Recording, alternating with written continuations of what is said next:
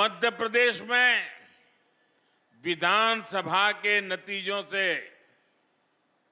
आप पहले ही बता चुके हैं। लोकसभा के लिए आपका मूड क्या रहने वाला है। एमपी ने ये भी बता दिया है कि भाजपा सरकार की डबल इंजन सरकारों के प्रति जन समर्थन लगातार बढ़ रहा है। इसलिए इस बार विपक्ष के बड़े बड़े नेता पहले से ही नेता विपक्ष में बोलने लगे हैं, संसद में बोलने लगे हैं। 24 में 400 पार, 24 में फिर एक बार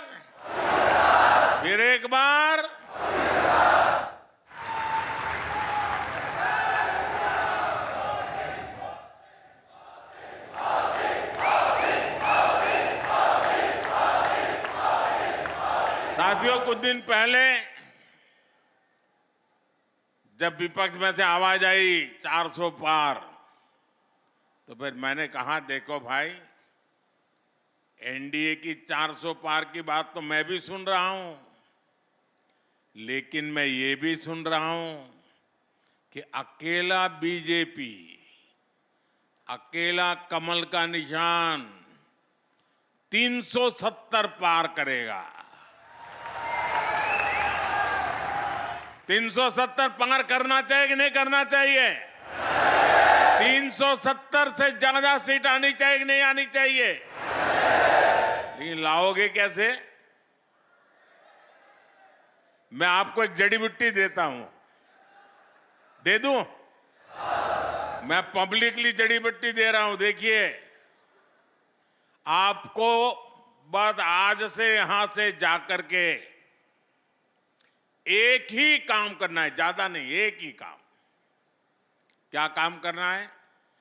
पिछले 3 चुनाव में आपके यहां पोलिंग बूथ में क्या रिजल्ट आया था वो निकालो।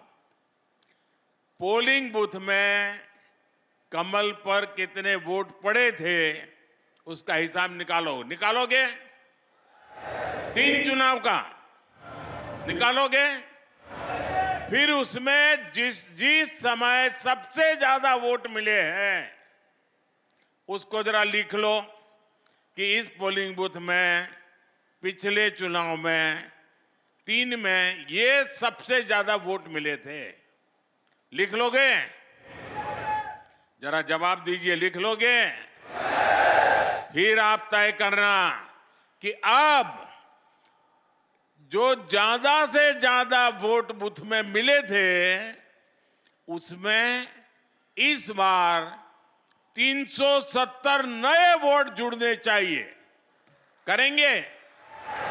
यानी आपके पोलिंग बूथ में जितने वोट ज्यादा पहले मिले थे उसमें इस बार मेहनत करके 370 वोट ज्यादा लाना है। लाएंगे? हिसाब किताब करेंगे? एक एक मतदाता की सूची बनाएंगे? सरकार के काम उसको बताएंगे? उसने कौन कौन सी योजना का लाभ उसके घर तक पहुंचा है ये बताएंगे उसको, और जिसको अभी पहुंचा नहीं है उसको विश्वास देंगे कि मोदी जी फिर से आकर के काम पूरा करेंगे। बताओगे? अब एक पोलिंग बूथ में अगर आप नए 370 वोट 370 वोट આપણે ગુજરાતીમાં 370 કહીએ ને, हाँ, 370 वोट अतिरिक्त होने चाहिए। अगर ये मेरे हर बूथ में हो गया तो 370 पार पक्का करेंगे। साथियों,